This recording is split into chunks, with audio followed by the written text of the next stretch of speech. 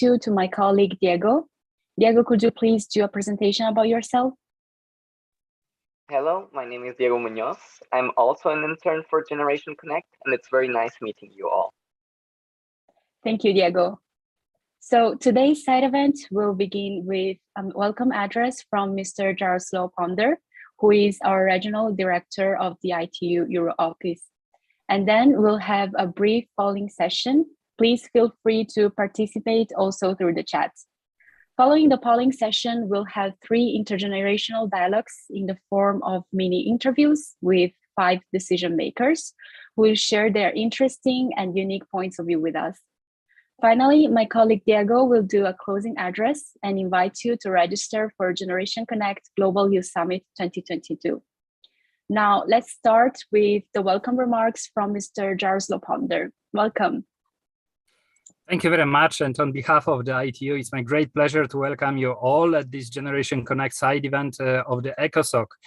This is an important milestone towards meaningful engagement of the youth in the policy making at the UN level. The fact that we are all of us at this meeting confirms that we are all passionate of the development agenda that by 2030 should provide significant progress in achieving 17 digital sustainable development goals. So this cannot happen without the voice and, more importantly, action of the youth, as we all know, being the digital natives, being well positioned to co-create digital future. As we all know as well, there is no ICT goal, as the ICT is not a challenge for the world, but a unique opportunity to accelerate achievement of each of the SDGs. But all this can only be done if we are acting together. This is the reason why we are so much pleased to welcome all of you at this special event. We need to act together in order to address several challenges.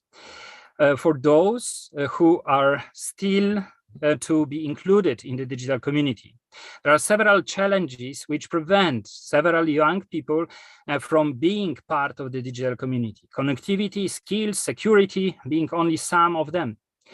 As we know, in 2021, still 2.9 billion people remained offline, and 96% of them were living in the developing countries. Of course, the COVID pandemics shown us that such a hazards help us to catch up, and the numbers of the internet users only in 2020 grew by the 10%. This is amazing achievement, and a lot of new users join us in order to make progress all together.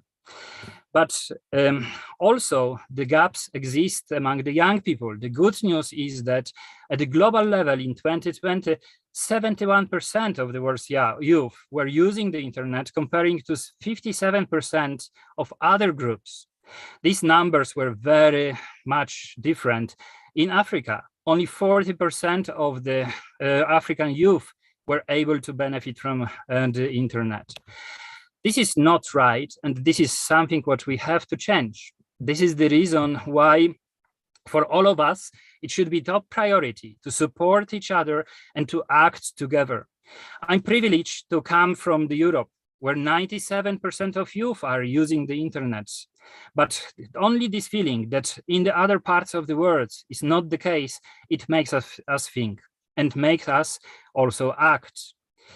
This action is also translated by the strong engagement by the regional groups. Each region at the ITU level has been created and brought together the youth envoys in order to think what are the top priorities for each region. Also, this happened in Europe. We have almost 45 young ambassadors acting together on the future, how to shape it and how to co-create it with the adults. This is the reason why the intergeneration dialogues like this one today is so of great importance for all of us. We need to know what we want to achieve, and we need to be convergent. We need to respect each other and involve each other. And this is the reason why ITU already 2 years ago agreed with the all member states on the ITU strategy for youth. Generation Connect is the product, the initiative which unites all youth together and to be engaged, to participate, to be empowered, and to act together. And I hope that just in 50 days, at the Generation Connect Global Youth Summit in Kigali, we'll be able again to get together and to shape the plan of action which will influence the decision makers at the WTDC. If you will not be able to join us in person, don't miss this opportunity. Each engagement counts, also yours, when you will be joining us through the national hubs. Take initiatives in your hands. Don't complain, but be part of the change and join us. Of course, all this, what we will collect, will be also watched by the policymakers who will be designing the 4 years of the implementation of the ITU and also of the digital coalition, which under the brand of the Partner to Connect will get together to connect, to pledge, to make the real change. Within the spectrum of the change, youth should not be missing. And this is the reason why we are calling upon all the friends of the youths. Join us, support youth engagement, and be with us in order to make sure the digital future belongs to the digital youth ambassadors. Thank you very much for this, and I'm looking forward passionately to your great discussions today. Over to you. Thank you. Thank you very much, Mr. Ponder. Next up, we will continue with the polls. If you have any comments or questions, please don't hesitate to do them in the chat. The first question is, how many hours do you use internet in a day? Please write them in the chat.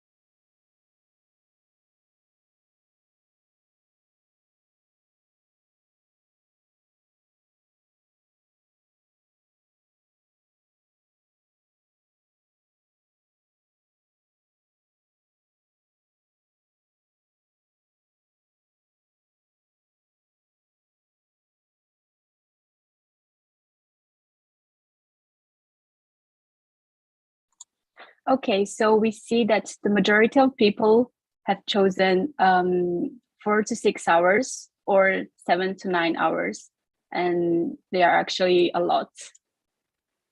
So let's move on to the next question. So what is the percentage of the world's population that was regularly using the internet in 2021?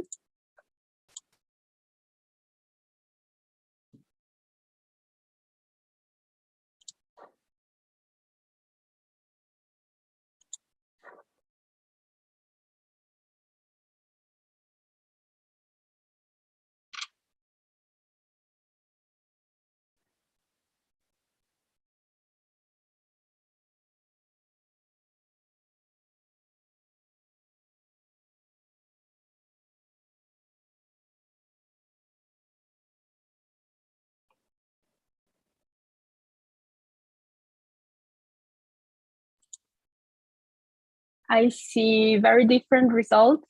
A lot of people have chosen 63%, which is the right answer. And actually, this represents an increase of almost 17% since 2019, with almost 800 million people estimated to have come online during that period. And among the 2.9 billion people offline, 96% live in developing countries, and these numbers are really impressive.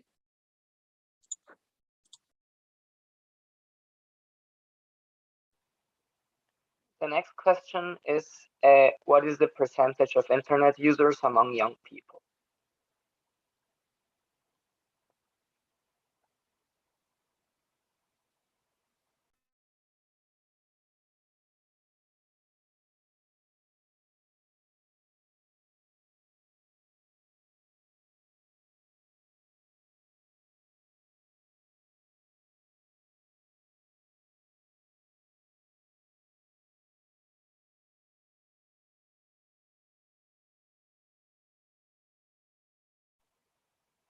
As I saw, most people chose the 71%, which is the right answer. This is a very important fact since young people are using a lot of internet, and this is very important for digitalization. This is also a very important thing for this intergenerational meeting, since we will talk with 5 decision makers, which will then see the perspective of young people and talk to us about different topics, which will then help to create a better future for us. Next, thank you. Thank you, Diego, for the introduction to our intergenerational dialogues. So our first mini interview will focus on quality education, so SDG 4. And the guest for this dialogue will be Ali Altoblani, who is a young leader and also a Generation Connect Arab States Youth Envoy. Welcome, Ali, to today's ECOSOC Youth Forum side event. Hi, everyone. Thank you for the introduction. Hi, Ali. So my first question will be, what does education mean to you? Okay, that's a very good question. So for me, education is an opportunity. It helps us develop our understanding of the world and teaches us how to be independent. But for me specifically, education was a way to connect with the world, as through it, I made friends, I met educators, and got further opportunities to engage and participate, which connected me to many brilliant minds, where I was able to share knowledge and grow. And that's how I look at it. In simple words, to me, it's the gateway to success, the gateway to people, and the gateway to the rest of the world. It's more than just learning, getting knowledge. It's a way to get connected. Great answer. And the next question will be, how does technology impact your education? Right now, I honestly rely completely on technology to get me through my education. Since the pandemic started, it's been quite difficult. But with the introduction of the dual modality, where we're able to take classes online, it has completely transformed the way we learn. And I believe that is now the new normal. I'm a person who self-study a lot. So taking classes online helps me get through my day and helps me carry on my other interests as well. So it is probably the new normal now, studying online. So it has completely transformed education. And what was the hardest part of the pandemic for you? I mean, has the pandemic changed your goals or your vision for a connected future? For me, the hardest part of the pandemic was being isolated and away from my loved ones and my friends. I'm a people's person, so it's very hard to kind of be away from them for so long and not meet, not connect, not talk together. We do that online, but it's still different. It doesn't feel the same. So that was probably the hardest part of the pandemic. However, I do believe it did give me time to kind of find myself, get to know myself a bit more. Being alone really does do a lot for you. So it made me realize what defines me, what goals I have, what I want to do with my future. And I do believe that the pandemic not only changed me, but it did change many of us. And it has left an impact that will probably last for the rest of our lives. Yeah, I completely agree. Thank you very much, Ali, for joining us and for the insightful views that you let us see. Thank you very much. It's a pleasure. Now, maybe let's move on to the second question, second intergenerational dialogue. Next up, I'm gonna ask Alexa a couple of questions. I think Valerie unfortunately couldn't join us today. So what is there an equal number of men and women in your path of study and career industry?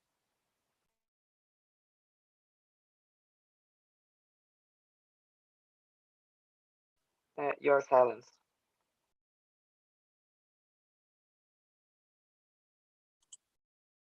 Hello, Alexa. We think you're muted. Yes, can you hear me now? Yes, thank you. Okay, great. We'll to start again then. So I work as Disruptive Technologies Lead at the International Finance Corporation with a focus on gender equality. And that means I work at the intersection of very different fields, so kind of social development, which is very female dominated, but then also technology and finance, which is very male dominated. So the world I'm working in can look very different from one group of conversations to the next, but it certainly does make a difference in how I'm heard and the level of conversations we can participate in.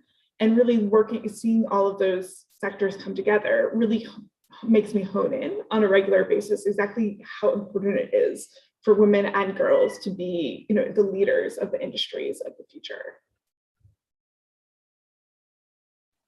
Thank you very much. The next question would be, do you believe that technology can overcome traditional barriers and work towards gender equality? I do believe it's possible to close the gender digital divide, because this isn't, at the end of the day, a technological challenge. It's a challenge about people. And we know that when women and girls do get access to the internet, to mobile phones, it can boost their incomes and their businesses. So that means technology can go a long way towards closing gender gaps, but we need to start by getting them access to the really fundamental tools of the digital economy, and making sure that they're in the hands of women and girls. Thank you very much. Just to mention, if you have any questions for the speaker, please write them in the chat. And one last question for Alexa. What do you hope the connected future will look like for the girls of tomorrow? I hope a connected future looks like a future where we're designing technological solutions and business models for everyone. And for me, that really means three things. First, getting women into the tech sector and other parts of the STEM world that are really likely to burgeon moving forward. But second, funding tech entrepreneurs, particularly women, so that they're in the position to actually create the type of businesses that are going to drive technological change moving forward. And last but not least, we need to start designing services for everyone from the get-go and not think just about adding women in retroactively. Thank you very much. Well, let's move on to the next mini interview. Thank you very much. I see there are some questions in the chat. So maybe let's ask to Emilia. There is Umar Adamu who asked, is the meaning of education employment? The meaning of the education, is it for employment? Hello, Emilia. Hello, Elisa. Thank you for having me here. Sorry, I didn't understand. Do you want me to answer the question from the chat? Yes, exactly. There is a question from the chat. So maybe can you answer it, please? I think for me personally, the meaning of education is not only for employment, because first of all, it's for your personal growth, because if you want to be educated, you choose something that you want to study. Of course, there are situations, unfortunately, in which people cannot choose and just have to go with the options that exist. But I think that nowadays, of course, employment is a very important part. But I also think that sometimes even without education, you can be employed because you can do different types of jobs. And in my opinion, education is, first of all, of course, for you. And then what can you do with your education in order to change the world and to make it a better place? Thank you very much. So there is also a question to Mr. Jaroslaw. Has the ITU done any studies to investigate some of the specific roadblocks impeding internet utilization among African youth? Is it more a skill gap or infrastructure gap? Is Mr. Bonder there? Yeah, Elisa, I think Mr. Ponder left the meeting. Okay, so unfortunately, we are not able to answer this question. Maybe let's go back to our third mini interview. Our final intergenerational dialogue will focus on SDG 17 partnerships for the goals, and we'll have Emilia Volkova and Loli Gaitan with us. Emilia is a Generation Connect CIS Youth Envoy, and Loli is our Digital Inclusion Program Officer at ITU. Welcome to both of you. My first question will be addressed to Loli. Hello, Loli. Hello, hi everyone. So the question will be, did you feel listened to and valued as a young person? Yes, thank you so much. I think it was a long time ago when I was young, but yeah, absolutely. I think everything started with the inner circle, with the family, with the friends that you have. And then, of course, you expand and you are listened. So in my particular case, when I was young, I did have the opportunity and the chance to be heard in different scenarios at my school, my university, as well in some kind of voluntary groups I was part of. However, I can see the difference with today's. I think today the youth has much more scenarios where to be heard, where to be seated at the table. And I think that this is one of the examples that we have to be now here all with you, with the future, the digital natives, as our director of the regional office from Europe, Jaroslav, mentioned it before. So these are opportunities that perhaps a couple of years or even a decade ago were not possible. So yeah, thanks. Thank you very much, Loli. I would like to ask the same question to Emilia. Emilia, do you feel listened to and valued as a young person? Thank you so much, Lisa, for the question. And of course, as a representative of youth, I faced the fact that I wasn't heard and wasn't involved in the decision-making process sometimes.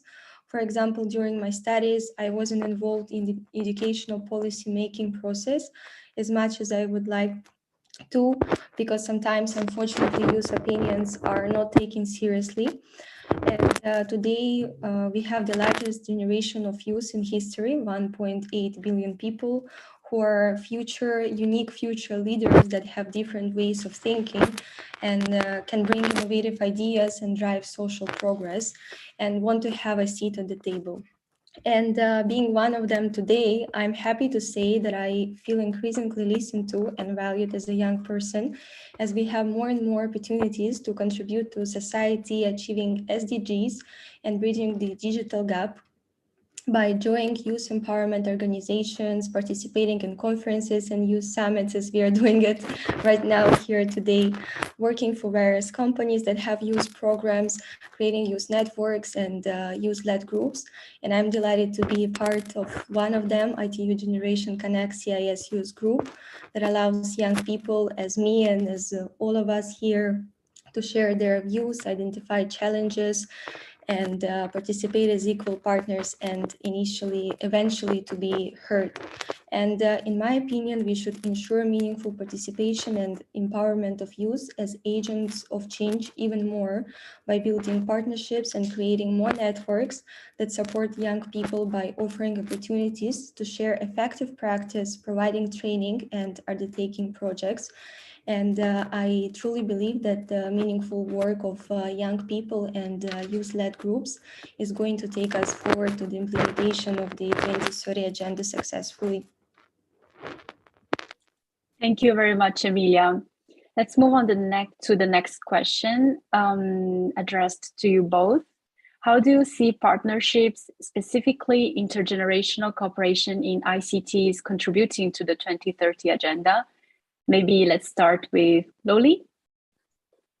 Thank you. Yes, I will definitely think that partnerships are key.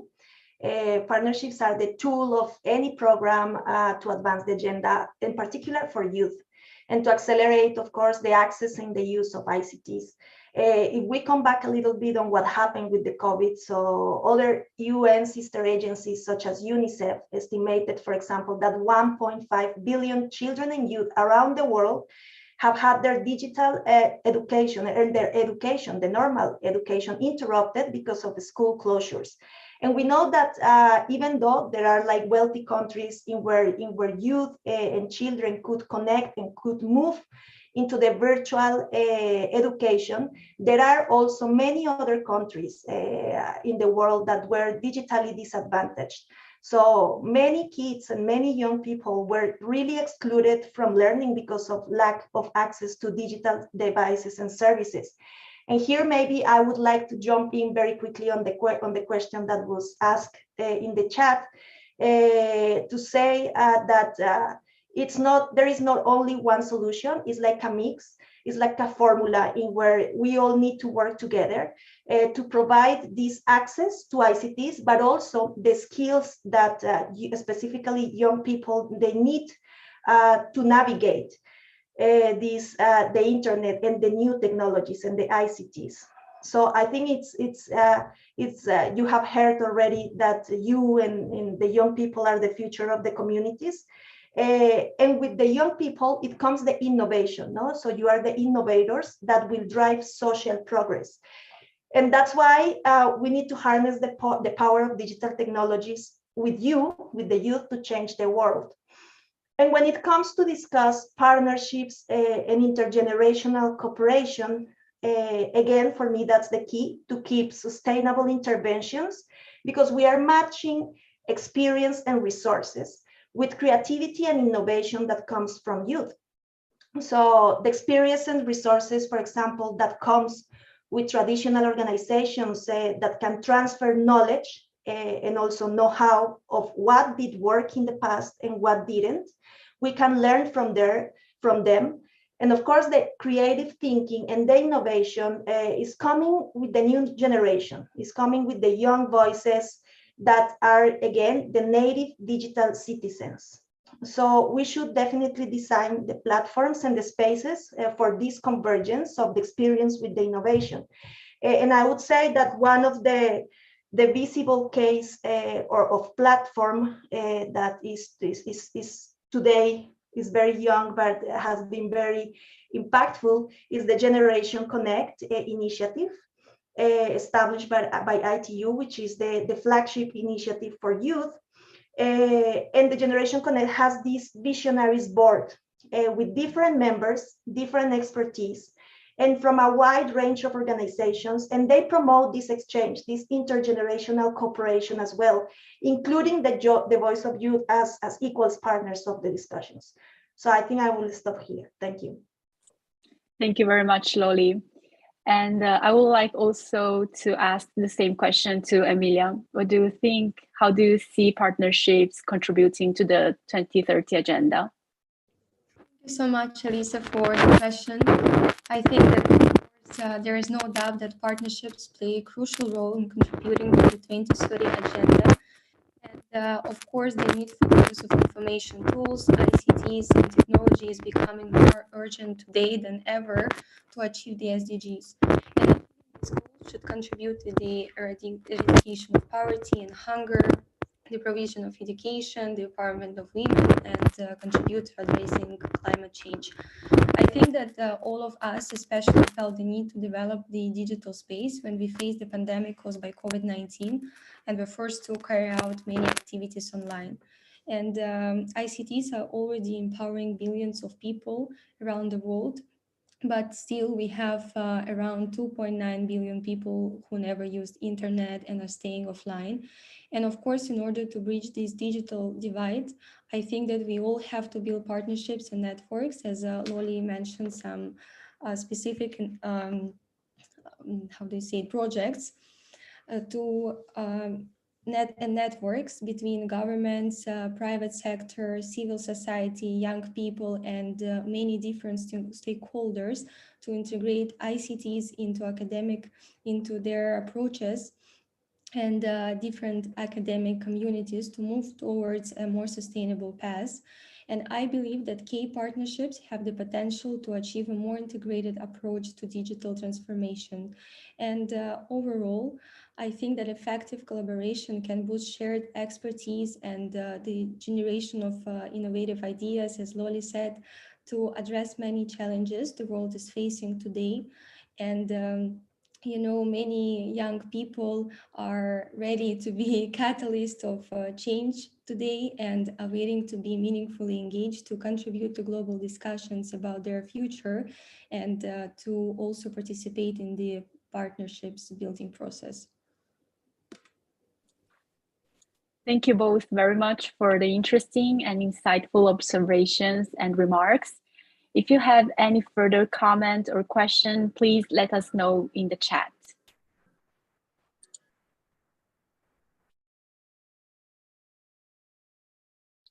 Now, maybe let's move on to the closing remarks. Diego? Sure. Before I do the closing remarks, if any of the questions hasn't been answered because the speaker left or because of any other reasons, we kindly invite you to send an email to Generation Connect, and we will send it to the speaker that you were asking the question. Now to the closing remarks. The intergenerational dialogues are very important, since we just saw the importance of education, the importance of equality, the importance of young people being heard and young people's voices being part of the discussion. This is why we encourage you to take part of the Generation Connect Youth Summit that will take part in June of this year. The registration is open, and it will be written in the chat so that you can register and join us in June. And we hope to see you again. Thank you very much.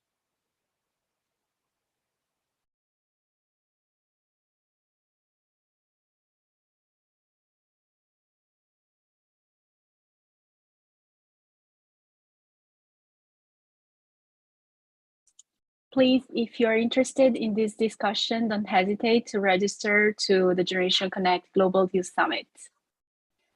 I've attached the link in the chat.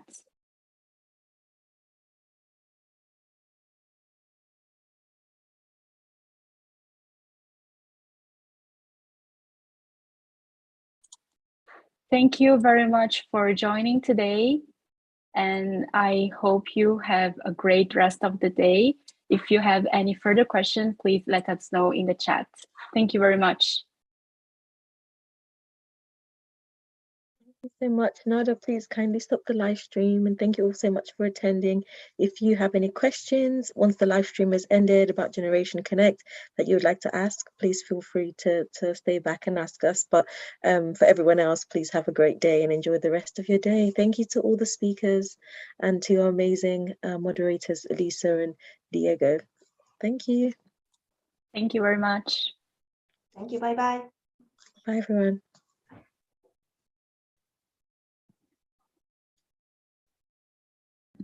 Thank you. Bye. Thank you so much, Amelia.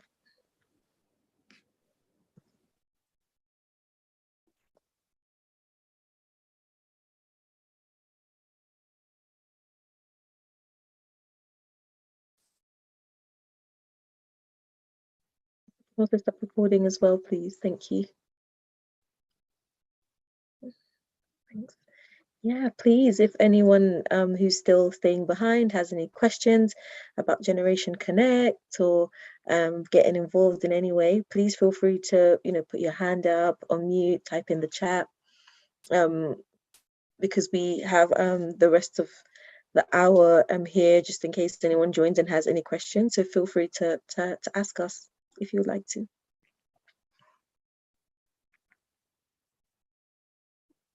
Yes, please go ahead, Henrietta.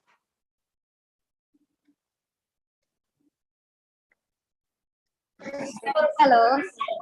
I want to find out for Generation Connect, do you guys have like an activity timetable that we can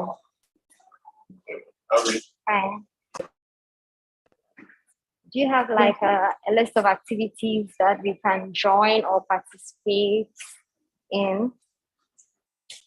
Yes, absolutely. So in the link that Melissa shared in the chat, so by the way, my name is Daniela and I work in the Generation Connect team. But yeah, in the link that was shared in the chat, which I can actually share again, is the Generation Connect website. And in the website, when you scroll down, there's a spotlight section that has all our upcoming events, upcoming sort of ways you can get involved. And if you're really interested in kind of immediately joining something cool that's going on right now, we have our call to action process happening. So as was shared earlier, we have the Generation Connect Youth Summit, which is happening in June, and the call to action document is currently being put together. So actually we can just share with you right now in the chat how you can join right now on something called Spark Blue, which is UNDP's kind of co-designing and collaboration platform. I don't know if Elisa can help get the link really quickly. If not, I can just get it. Let me remember the link and share it here. Yes, sure. Yes, thank you so much. It's on all the Generation Connect kind of, actually, that's another thing. You can join our Facebook group, our LinkedIn group, and follow us on Instagram. Literally, whenever anything comes up, we are sharing it like almost immediately in these groups. So if you are on any of the social media, please join us and continue to follow.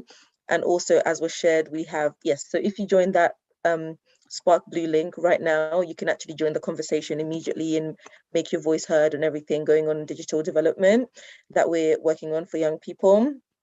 And so I just shared the Facebook group link, but I'll share the links to all our social media in a moment. So anyone interested can just immediately join these groups and just be in touch with us in that way. But if you have any other specific ideas or any other ways you would like to get involved, then let us know. And as Elisa was saying, you can register right now for our youth summit that will be happening in June. It's going to be hybrid, so of course you can join remotely as well.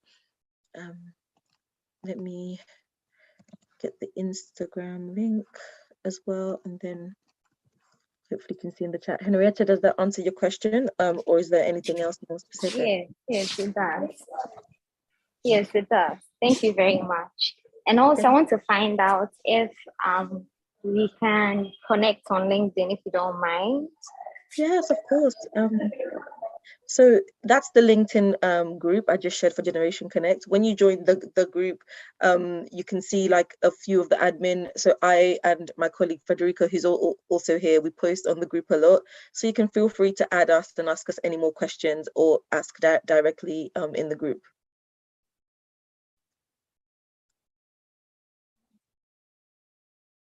Thank you, Henrietta. Anyone else have any other questions?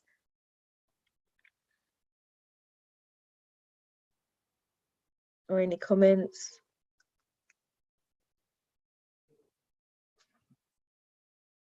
Yes, and just to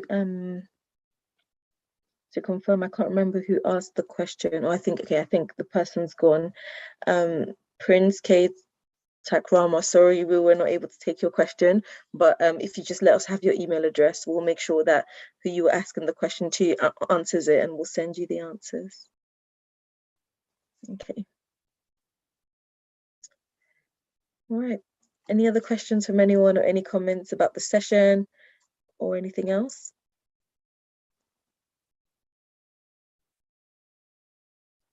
Okay.